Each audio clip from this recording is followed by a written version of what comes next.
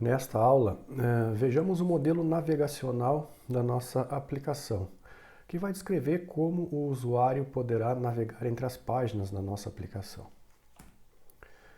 Então, nesse modelo navegacional, nós vamos ver que a navegação entre as páginas ele é organizada em que nós chamamos de contextos navegacionais. Então, de acordo com a operação que o usuário vai fazer, ela está associada a um determinado contexto navegacional. O contexto navegacional ele possui, na verdade, um conjunto de páginas, que nós vamos ver a seguir como isso funciona. E a navegação ela pode ocorrer entre as páginas dentro de um mesmo contexto, ou também pode ocorrer entre páginas de contextos navegacionais distintos. A gente vai compreender melhor como é que funciona esses conceitos a partir do diagrama a seguir. Então aqui nós temos um diagrama que descreve o contexto, a forma de navegação entre as páginas, de que forma o usuário vai poder passar de uma página para outra da nossa aplicação. Quando ele digitar lá na barra de navegação localhost 2.3000, o usuário vai ser remetido para a página de entrada da nossa aplicação, que é essa página index.ejs, na verdade é um template EJS, que vai ser renderizado pela nossa aplicação e devolvido como uma página HTML para o navegador do usuário. Veja que essa página index.ejs ela é composta, por um fragmento de página, que é este navbar.ejs. Então, esse fragmento de página navbar.ejs nada mais é do que um menu de navegação da nossa página. Então, se a gente for observar aqui nesse diagrama, todas as páginas que compõem a nossa aplicação, ou seja, a nossa aplicação vai ser composta de 7 páginas, como nós podemos observar, essa index.js, categorias.js, novo.js, editar.js, contatos.js, esse novo.js e editar.js novamente. São 7 páginas no total. Em cada uma dessas páginas nós temos presente esse fragmento de página chamado navbar.js. Nós temos aqui no index.js, no categorias.js e no contatos.js, assim nas demais páginas da nossa aplicação. Esse fragmento de página ele é importante porque ele vai permitir a navegação entre as páginas que compõem a nossa aplicação. Ou seja, na verdade esse fragmento de página é o menu, que a gente chama de barra de navegação, por isso o nome dele de navbar. Então, a partir desse menu de navegação, nós temos 3 entradas. Nós temos um link para o início da nossa aplicação, a página de início da nossa aplicação, um link para a página de categorias e um link para a página de contatos, como nós podemos observar. Então, ao usuário acessar o nosso sistema de controle de contatos, ele vai entrar nesta página index.js que vai apresentar esse conteúdo de saudação ao usuário, de apresentação da nossa aplicação, com essa barra de navegação presente. Quando o usuário clicar, por exemplo, no link categorias, o usuário vai ser remetido para um contexto navegacional de categorias. Esse contexto navegacional de categorias ele vai ser composto por um conjunto de páginas que permitem, então, a manutenção de uma categoria. Ou seja, eu posso listar as categorias já cadastradas no banco, que é esta página categorias EJS. Eu posso incluir uma nova categoria, que é essa página novo EJS, ou eu posso editar os dados de uma categoria previamente cadastrada, que é essa editar.js.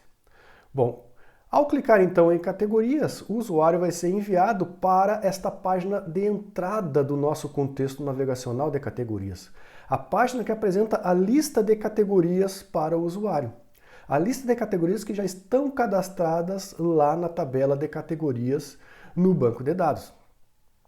A partir desta lista de categorias, nós temos acesso a 3 tipos de operações possíveis. Nós podemos ou cadastrar uma nova categoria, clicando nesse botão Nova Categoria, ou nós podemos editar uma categoria presente na lista ou excluir essa categoria. Se o usuário, nesta página que apresenta a lista de categorias, clicar no botão Nova Categoria, ele vai ser remetido para esta página chamada novo.ejs, presente no contexto navegacional de categorias. Nesse novo EJS, o usuário poderá inserir as informações então de uma categoria, que neste caso é somente a descrição da categoria. Ao clicar no botão Salvar, então vai ser invocado o serviço de persistência de dados presente lá no nosso index.js, né, no nosso servidor da aplicação. Ele vai interceptar então essa requisição e vai salvar os dados no banco. Se o usuário clicar nesta opção Lista de Categorias, ele vai ser enviado novamente para esta página Categorias EJS, né? E será apresentada a lista atualizada de categorias salvas no banco de dados. Se nesta lista de categorias, em qualquer um desses registros, qualquer linha presente nesta lista, ele pressionar no botão, no linkzinho, né, editar, naquele ícone de edição da categoria, ele vai ser submetido para esta outra página, editar EJS, que por sua vez, então, vai apresentar os dados da categoria selecionada na lista para que o usuário possa alterar ou não os dados dessa categoria. Se ele alterar algum dado e clicar no botão autorizar, vai ser invocado, então vai ser enviada uma requisição para o nosso servidor, né, o nosso index.js, o qual vai então realizar uma operação de alteração desses dados lá no banco, desse registro no banco de dados. Se ele clicar no botão lista de categorias, ele vai ser enviado novamente para a página de categorias EJS. Então veja aqui que nós temos, dentro desse contexto navegacional de categorias, nós temos um modelo de navegação entre essas páginas que fazem parte desse contexto navegacional. E isso é dado por dois elementos. Pelo fragmento de página do nosso menu, que é o navbar, que está presente tanto na lista de categorias, né, categorias.js, como também na página de inserção de uma nova categoria e na página de edição de uma nova categoria. Então, o usuário clicar numa dessas opções, ele pode então navegar entre essas páginas. Nós também podemos, né, a partir de um contexto de navegação, voltar lá para o index principal. E isso pode ser feito em qualquer uma das páginas do nosso contexto navegacional de categorias. Tanto aqui na lista de categorias, como na inserção de uma nova categoria, como na edição de uma categoria. Visto que nós temos aqui presente o menu nessas três páginas.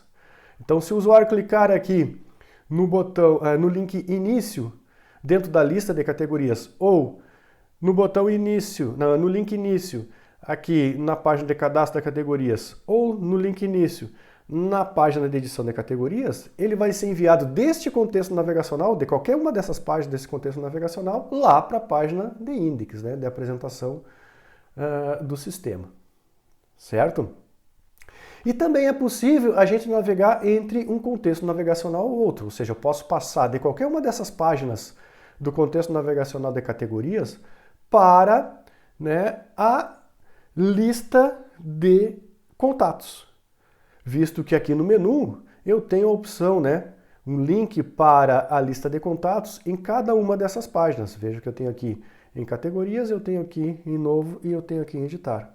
Então, se o usuário clicar nesse link em qualquer uma dessas páginas, ele vai ser enviado para um outro contexto de navegação. A gente passa, então, do contexto navegacional de categorias para o contexto navegacional de contatos. Ou seja, para a primeira página, a página de entrada do contexto navegacional de contatos, que é a listagem dos contatos previamente cadastrados no banco.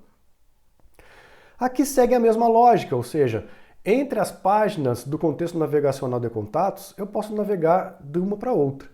Né? Então, se o usuário aqui na listagem de contatos, ele clicar, né, em um novo contato, ele vai ser submetido para esta página novo.js, que tem o mesmo nome dessa página novo.js, presente no contexto navegacional de categorias, só que aqui nós estamos no contexto navegacional de contatos, certo? Então, estando dentro do contexto navegacional de contatos, quer dizer o quê? Que este novo aqui é um novo cadastro, né? Um cadastro de um novo registro de contatos, de um novo contato que nós vamos armazenar no banco. Se o usuário clicar no botão salvar, nós vamos salvar esse novo contato no banco. E se ele clicar no botãozinho lista de contatos, nós vamos voltar para essa página que apresenta a lista de contatos. Da mesma forma, se ele clicar aqui em novo,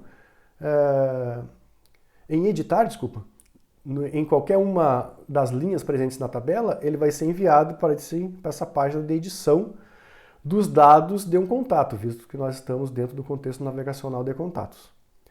Ele pode salvar, né, pode atualizar esse contato no banco, ou ele pode desistir clicando na lista de contatos, e aí ele vai voltar para esta página inicial.